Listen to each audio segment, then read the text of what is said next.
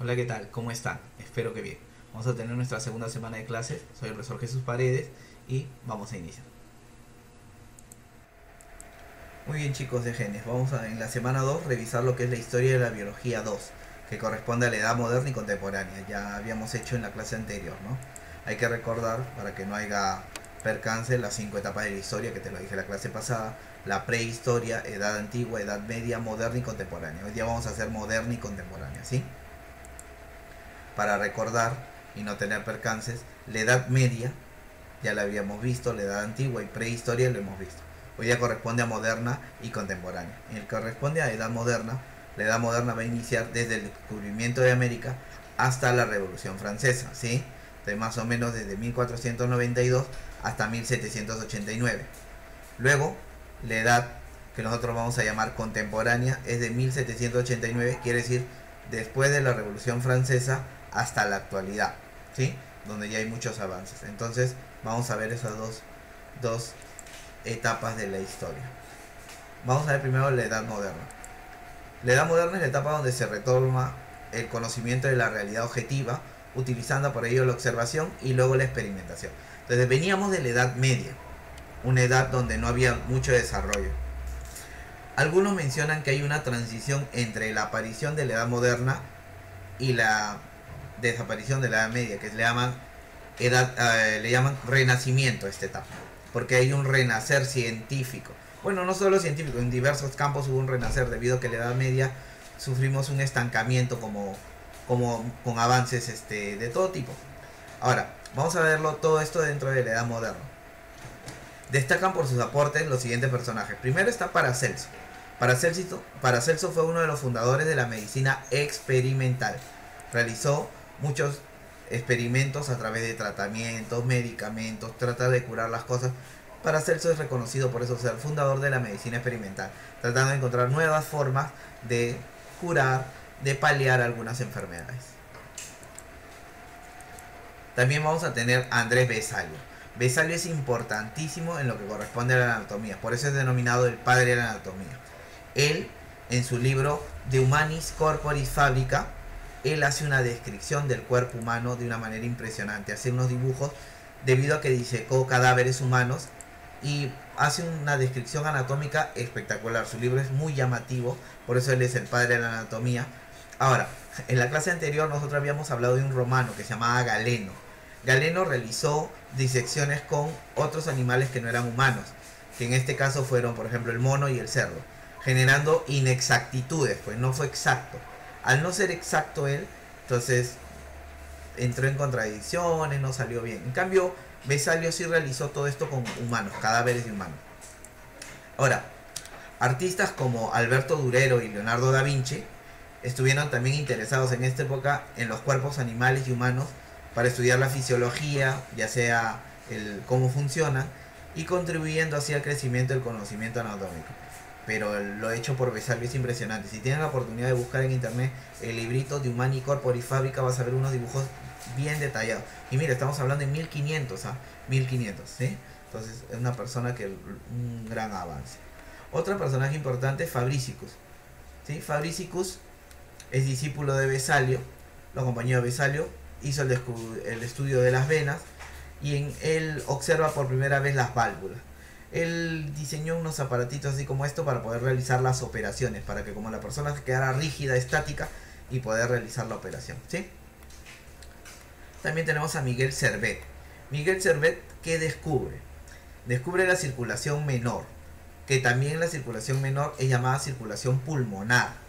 ¿A qué se refiere? La circulación menor o pulmonar se refiere a que la sangre sale del corazón y va hacia los pulmones, y de los pulmones al corazón. Entonces, el primer tipo de circulación que se registra lo hace Servet. Su obra se llama Christianismi Restituto. Entonces, ahí él explica un poquito de esto, ¿sí? Mira, descubre la circulación menor, Miguel Servet. Muy bien, y complementando el trabajo de Servet, vamos a tener a Harvey, que él que hace, descubre que el corazón es el que bombea la sangre y descubre el otro sentido que tiene la circulación. Recordemos que la circulación va a tener dos formas: la circulación menor, que hablaba del corazón a los pulmones, y la circulación mayor, que es la que va del corazón hacia todas las partes del cuerpo. Entonces complementa el trabajo de Servet. Harvey complementa el trabajo de Servet. Ahí puedes ver una imagen de Harvey y también su libro, ¿no? Luego tenemos a los hermanos Hansen o Janssen. Ahí la pronunciación es un poquito abierta, me parece. Los hermanos Janssen, ¿sí? Ellos van a inventar algo que genera la apertura de una nueva parte de la biología, que es el microscopio. Ellos inventan el microscopio. Y al tener ya la presencia del microscopio, lo que permite es observar cosas que antes a simple vista no se podían ver. Entonces, van a aparecer un nuevo campo de la biología después de esto, ¿no? Claro, el microscopio que al comienzo es inventar simple, rudimentario, no es como el de ahora que tiene altísima resolución, pero es el inicio de todo esto, ¿no? Hans y Zacharias Janssen, que son los inventores de esto. Ahí puedes observar los primeros tipos de microscopios, ¿sí? Simples. Pero con esto se da lo que te decía, pero permite el estudio de estructuras pequeñísimas, animales, plantas y el hombre. Y bueno, ya debió haber salido una palabra en tu cabecita que indica que iban a estudiar, ¿no? Que es la célula, ¿no? Y de ahí vienen los otros científicos que van a contribuir con esto, ¿no? Ahí tienes a Francisco Redi. Francisco Redi es el precursor de la experimentación, realiza experimentos. Él se planteaba un problema, ¿no? Se decía antes que la vida se podía generar de manera espontánea. O sea, de un momento a otro se podía generar vida. Y Redi dijo, no. Entonces, ¿qué decía la gente? La gente en ese tiempo decía que tú agarrabas un trozo de carne, lo dejabas, y el trozo de carne te genera moscas. ¿Cómo que el trozo de carne te genera moscas? Sí, porque la carne tú la dejas descompuesta varios días y salen moscas. Redi dijo, no, vamos a hacer la prueba. Redi, muy observador, por eso se habla de experimentación, se da cuenta que cuando él deja el trozo de carne en un frasco vacío, como vemos en el primer caso, la carne, el aroma, atrae a las moscas. Las moscas vienen, depositan huevos sobre la carne, y al depositar huevos sobre la carne, esos huevitos van a quedar. Los huevitos van a eclosionar y salen unas larvas vermiformes, que son gusanitos. De esos gusanos se desarrollan y se forman nuevas moscas. Entonces no es que la carne estaba generando moscas, sino que la carne le permitía de alimento para las larvas de la mosca. Entonces la mosca viene, deposita sus huevos, salen sus larvas, tienen que comer y se forman nuevas moscas. Y él lo probó así, frasco abierto, un frasco con una mallita que permitía que el aroma de la carne saliera. Entonces la mosca venía, la mosca depositaba huevos aquí en la malla, no acá en la carne, y entonces permitió que se formaran algunas mosquitas en la parte superior. Y luego tenemos el caso de un tapón hermético, bien selladito. No se sentía el aroma de la carne, las moscas ni se acercaron, no hubo reproducción. Entonces bajo esto él establece que todo ser vivo proviene de otro ser vivo preexistente. Quiere decir que tiene que haber reproducción, pues. O sea, un organismo genera otro por medio de la reproducción. No, nada se va a originar de la nada, ¿no? Simplemente, espontáneamente no se va a originar. Ahora, quien tiene que ver mucho con lo que habían descubierto los hermanos Hansen son los dos científicos que voy a explicar. El primero es Leeuwenhoek, que fue el que descubrió el mundo de los microbios. A Leeuwenhoek se le registra por ser el primero en observar células. Él hace mejoras al microscopio de los hermanos Janssen y él puede observar protozoarios, algas, levaduras y bacterias. Ahí lo tienes a Leeuwenhoek. ¿Por qué he resaltado protozoarios? Porque a Leeuwenhoek se le reconoce como el padre de la protozoología. Él los llamó animáculos a los protozoarios y él es el primero que observó células vivas. Profesor, entonces, ¿él es el padre del estudio de las células, que es la citología? No.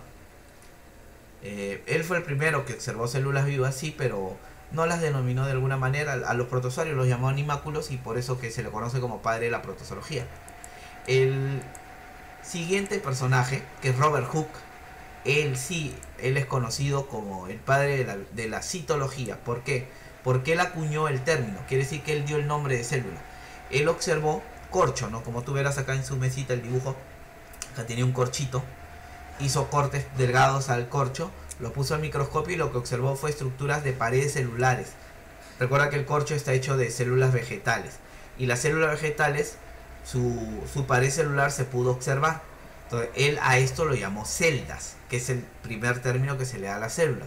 Como él fue el que acuñó el término, se le conoce como padre de la citología. ¿Sí? Padre de la citología. Él es el primero que observó células vegetales.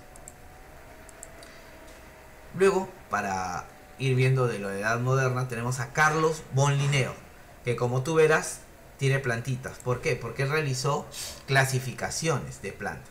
A él se le llama padre de la taxonomía. ¿Por qué? Porque fue el que se encargó o establecer los criterios de clasificación. Todos los seres vivos se clasifican gracias a la taxonomía. Y el que inició esto fue Carlos von Linneo. Él establece la nomenclatura binomial que nos menciona acá. ¿Qué es la nomenclatura binomial? Que todos los seres vivos van a presentar un nombre científico. Y ese nombre científico tiene que estar escrito en latín. Y presenta generalmente dos palabras. Una es el género y la otra es la especie. Entonces permitiendo que el nombre científico de los distintos seres vivos sea reconocido en todo el mundo, ¿sí? Entonces solo está formado por dos palabras. Nomenclatura binomial. Muy bien, ahora sí vamos a ver lo que corresponde a la edad contemporánea. En esta etapa se va a consolidar la biología ya debido a los avances científicos y ya teníamos la aparición del microscopio, ya acá hay mucho más aparatos, más instrumentos que nos van a permitir un mejor avance, ¿no? En primer caso tenemos a Wöhler. Wöhler también es conocido en la química, una química especial que es la química orgánica, es la química del carbono. ¿Por qué? Porque él es el primero que logra sintetizar urea. La urea es una sustancia orgánica que tenemos nosotros que está presente en la orina y a partir de una sustancia inorgánica la logra formar. Entonces Wöhler lo que hace es sentar la base de la química orgánica y luego la bioquímica, porque nosotros vamos a usar parte de la química orgánica en la bioquímica, ¿no? Que es la química de los seres vivos. También vamos a tener a Lamarck. Lamarck es importantísimo en esto de la biología porque él es el padre de la biología, ¿no? Lamarck le da el nombre, ¿no? Él estudió plantas e invertebrados. Él establece una teoría de la evolución, que ahorita la vamos a ver. Y él acuña el término biología, ¿no? Ya estamos en la edad contemporánea y la palabra biología no existía. Él dice, pero si ya existen muchos campos que estudian a los seres vivos, vamos a agruparlo. Entonces lo llama a todos esos campos biología. La teoría de la evolución que plantea Lamarck es la teoría de la ley del uso y del desuso, de la herencia de caracteres adquiridos. Él plantea que existían jirafas de cuello corto, y la jirafa de cuello corto, como quería alcanzar el alimento, empezó a estirar su cuello, y por lo tanto sus hijos nacieron con cuello largo. Entonces, que el uso de un órgano genera que este órgano se desarrolle, y si lo dejas de usar se atrofia. Luego su teoría es desmentida, pero esos son los primeros aportes que había a la evolución, ¿no? Luego tenemos a Cuvier. Cuvier estudia los vertebrados y él es el creador de la anatomía comparada y de la paleontología. Gracias a estos estudios se logra avances en paleontología y comparación de distintos seres vivos, distintos animales, porque se empieza a comparar su anatomía para ver qué diferencias, qué similitudes y ver más o menos por dónde iba lo de la evolución. Luego tenemos a Carlos von Baer. Él es oponente, él estaba en contra de la evolución, pero él sienta las bases de la embriología moderna. O sea, la embriología, que es el estudio de los embriones, él es el que sienta las bases. Él inicia el estudio de la embriología. Muy bien. Luego tenemos a Theodor Schwann y Jacob Schleiden, que ellos van a proponer lo que es la teoría celular. La teoría celular, ¿qué plantea? Que todos los seres vivos presentan células. Uno era zoólogo, el otro botánico, y ambos plantean que al darse cuenta, ¿no?, que todos los animalitos que él revisaba tenían células, y el otro todas las plantas que tenían células, entonces se dan cuenta que todos los seres vivos tienen que tener células. Entonces la teoría celular, el primer postulado plantea que la unidad de la vida es la célula, y por eso que para ser llamado ser vivo tiene que tener células. Todos los seres vivos tienen células. Eso dice la teoría celular. Matthias Schleiden y Theodor Schwann. Luego tenemos a Charles Darwin, que es uno de los más conocidos, ¿sí? Charles Darwin. Él es autor del libro El origen de las especies. Él es conocido por ser el padre de la evolución, ¿sí? En el libro El origen de las especies señala que los animales y los vegetales descienden de organismos más simples que han experimentado una serie de cambios a lo largo de miles de años. Entonces está hablando de la evolución, ¿no? Él es, como te dije, padre de la evolución, y algunos capaz lo conocen porque hay un jueguito donde se muestran científicos con poderes, y ahí Darwin tiene poder de hacerte que tú no evoluciones, te vuelve monito o te vuelve un humano súper desarrollado, ¿no? Ahí está desprendiendo patadas y golpes, que da miedo. Otro científico importante de la etapa contemporánea es Louis Pasteur. Louis Pasteur, ahí lo ves con su matraz con cuello de cisne, así se llama, mira, cuello delgadito. Él es el pionero de la microbiología, ¿sí? Es padre de esto, ¿sí? Él descubre la vacuna contra la rabia, definió el problema de generación espontánea mediante experiencias, ¿sí? La generación espontánea él la trae abajo. La generación espontánea sigue insistiendo, a pesar que te mencioné hace mucho en algunas separatas anteriores, en unas diapositivas anteriores, disculpa, a Francisco Redi, que te mencionaba los 3 frasquitos con carne que probaban que no existía la vida espontáneamente. Ellos insistían y Redi lo hizo, ¿no? Tomó un matraz con cuello de cisne, puso un caldo nutritivo, lo puso a hervir y mostró que no había formación de microorganismos. Y entonces, como no hay formación de microorganismos, prueba que la vida no se genera espontáneamente, ¿no? En un frasco abierto lo deja con cultivo y se contamina, como tú ves acá, se forman microorganismos. Un frasco con matraz con cuello de cisne lo hace lo mismo, le pone caldo nutritivo y no se contamina. ¿Y es por qué? Porque hay que recordar que hay un componente bacteriano en el aire, y cuando tú tienes un matraz de esta forma, las bacterias a lo mucho llegarán acá, pues, porque el aire no va a empujar con más fuerza a las bacterias.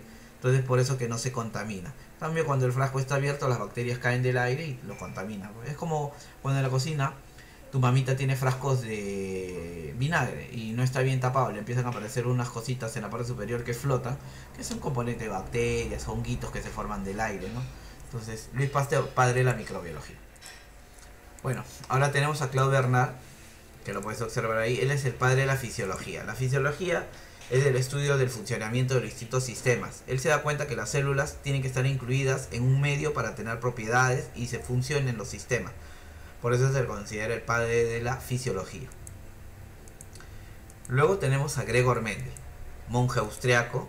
Él es el padre de la genética. La genética es el estudio de la herencia. Cómo es que se transmite la información hereditaria de padres a hijos. Él realizó todas sus experiencias en la arveja, ¿sí? Pisum sativum, o también llamado guisante. Él define las leyes de la genética. De aquí en adelante van a empezar los avances gracias a sus leyes y estudios que en un comienzo nadie les hizo caso y luego son redescubiertas, ¿no?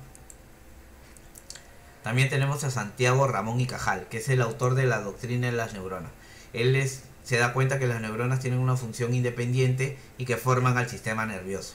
Entonces, el primeros estudios en el sistema nervioso debidos a él, ¿no? Entonces tenemos a Ernest Haeckel. Ernest Haeckel es el padre de la ecología. La ecología tomó bastante importancia debido a la contaminación, desgaste que hay en la naturaleza, desaparición de especies. Él va a estudiar las relaciones que hay entre el ser vivo y el ambiente.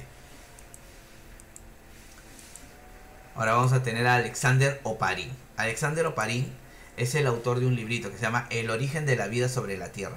Su teoría, que se llama teoría quimiosintética, trata de explicar cómo es que se origina la vida en la Tierra. Su libro tiene muy buena explicación, es la teoría más aceptada sobre el origen de la Tierra, cómo es que se va dando este desarrollo evolutivo, explicación de cómo la materia inorgánica se transforma en materia orgánica y cómo esto último origina la materia, ¿no?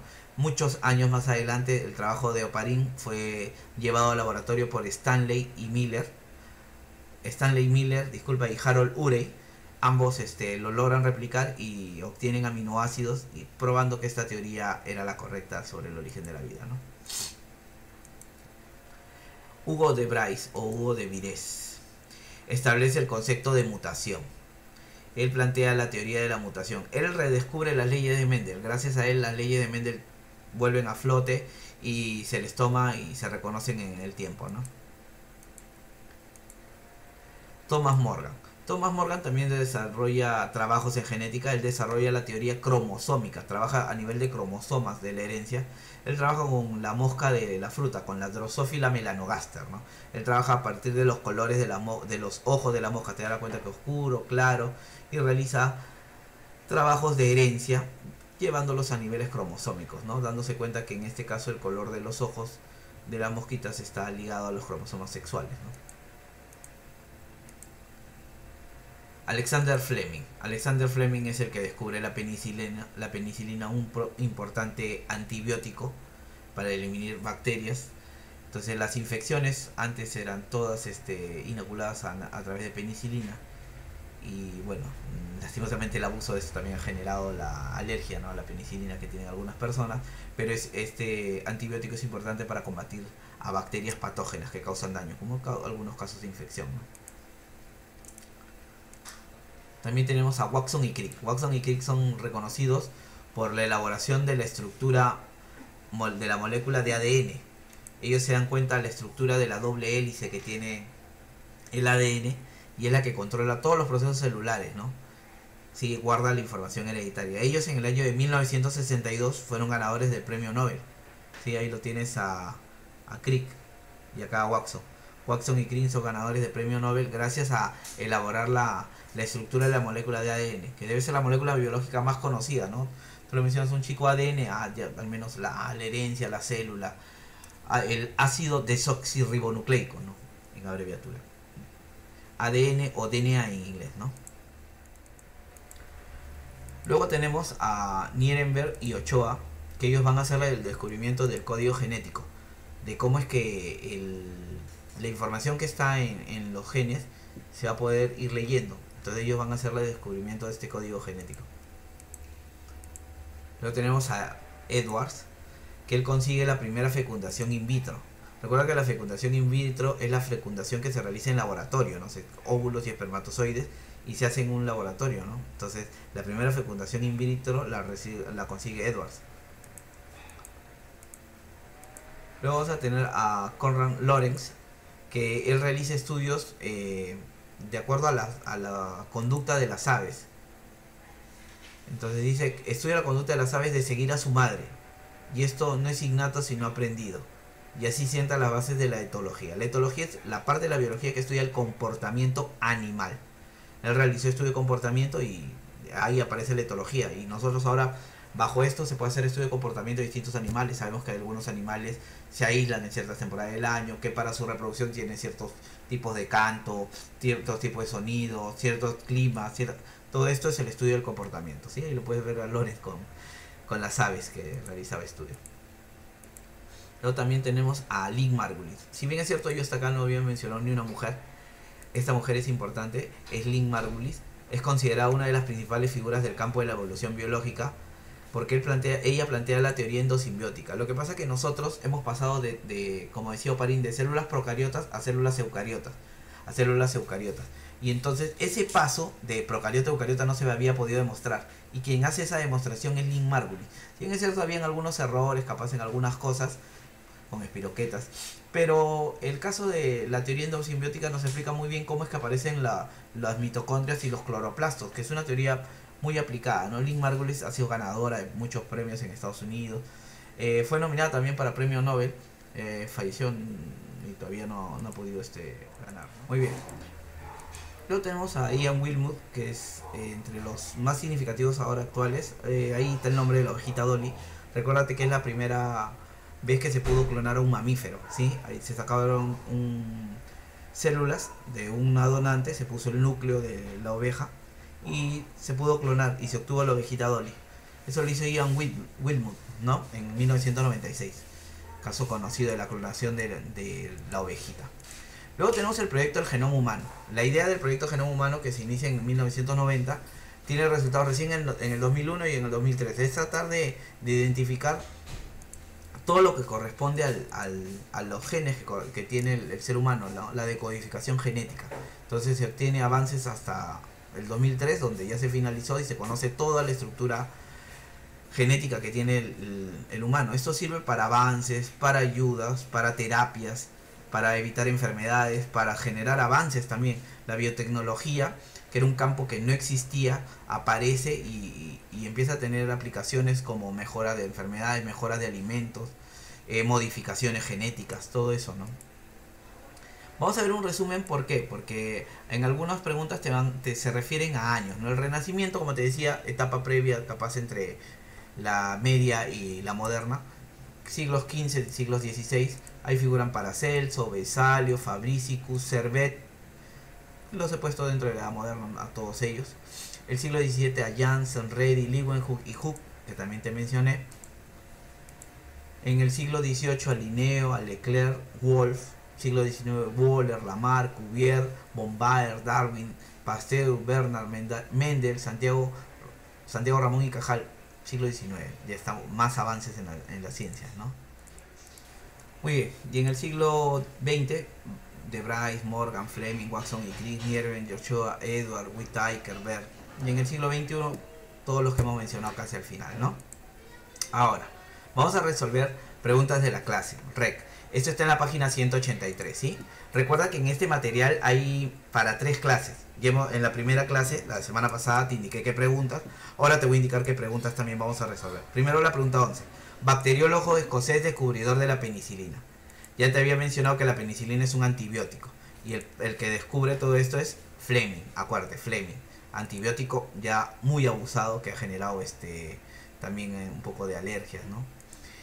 Luego tenemos 12. Científico que clasificó a los seres vivos en 5 reinos. Casi al final lo hemos mencionado. Este es nuestro científico llamado Whittaker, ¿sí? Muy bien. Pregunta 11 y 12. Teniendo tu material, pregunta 14. Científicos que unen sus conocimientos para enunciar la teoría celular. Eran 2. Watson y Crick. No, Watson y Crick es lo del ADN. Entonces, ¿quién más mencioné? Sladen y Young. Uno era botánico, el otro zoólogo, acuérdate, ¿sí? Hasta ahí hemos visto todo lo que es resolviendo en clase. Hay 3 preguntitas del material que corresponden del resolviendo en clase. Ahora, continuando con el material, como te decía, el material es para 3 clases. Ahí vamos a saltarnos solo a la página 185, que hay una pregunta de examen de admisión que vamos a desarrollar conmigo. La pregunta 5. Ya hemos desarrollado las otras 4 en la clase anterior. La pregunta 5 dice: ecologista y ficólogo que reagrupó los reinos biológicos en 1972 y creador del reino fungi. Lo hemos mencionado al final porque con este grupo se terminan de generar los 5 reinos biológicos y es Whittaker, ¿sí? Ahora, para tu tareita, ¿qué vas a hacer? Vas a resolver las preguntas del EMA, del Evaluando mi Aprendizaje, de la página 183 y 184. ¿Cuáles preguntas, profesor? La número 3, la número 4, la 5, 6, la 10, 12, 13, 14 y 15. Entonces vas a resolver estas preguntas del EMA y las vas a poder enviar, ¿sí? Muy bien, con eso hemos terminado la clase de hoy. Espero que les haya gustado la clase. Y recuerden, ¿qué dice? Quédate en casa. Nos vemos. Chao, un abrazo grande.